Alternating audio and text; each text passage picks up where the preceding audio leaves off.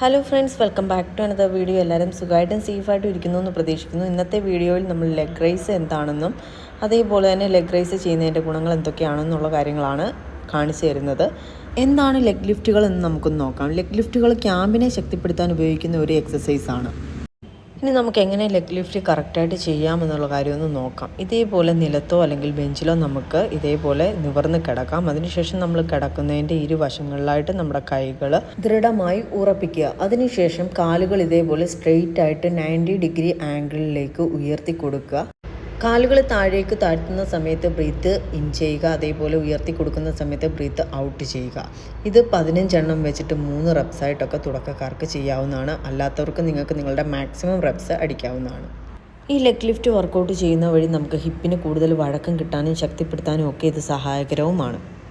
ഇനി നമുക്ക് leg rises അല്ലെങ്കിൽ ലെഗ് ലിഫ്റ്റ്സ് ചെയ്യുന്നതുകൊണ്ടുള്ള ബെനിഫിറ്റ്സ് എന്തൊക്കെയാണെന്ന് നോക്കാം. ഈ എക്സസൈസ് ചെയ്യുന്നത് നമുക്ക് കോർ സ്റ്റെബിലിറ്റി ഒരുപാട് വർദ്ധിപ്പിക്കാൻ സഹായകരമായിട്ടുള്ളൊരു വർക്കൗട്ടാണ്.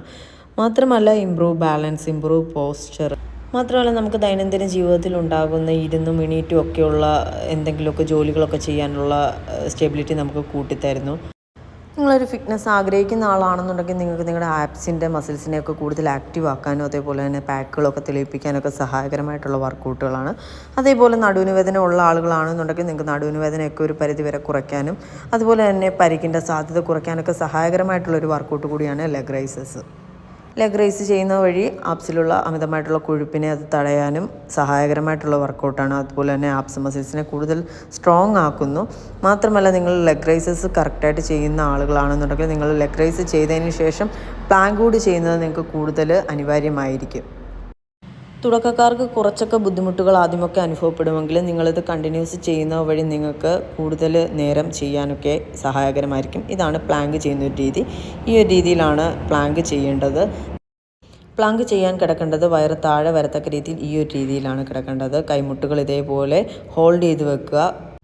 നിങ്ങൾക്കൊരു 60 സെക്കൻഡ് വരെ ഹോൾഡ് ചെയ്യാൻ പറ്റുമോ എന്ന് മാക്സിമം ഫസ്റ്റ് ടൈം നോക്കുക. ബിഗിനേഴ്സിനെ സംബന്ധിച്ച് അവർക്ക് ആദ്യമൊക്കെ കുറച്ച് ബുദ്ധിമുട്ടുകൾ ഉണ്ടാവുമെങ്കിലും സ്ഥിരമായിട്ട് ചെയ്യുന്ന വഴി നിങ്ങൾക്ക് നിങ്ങളുടെ ടൈമിംഗ് കൂട്ടാനായിട്ട് സാധിക്കുന്നതായിരിക്കും.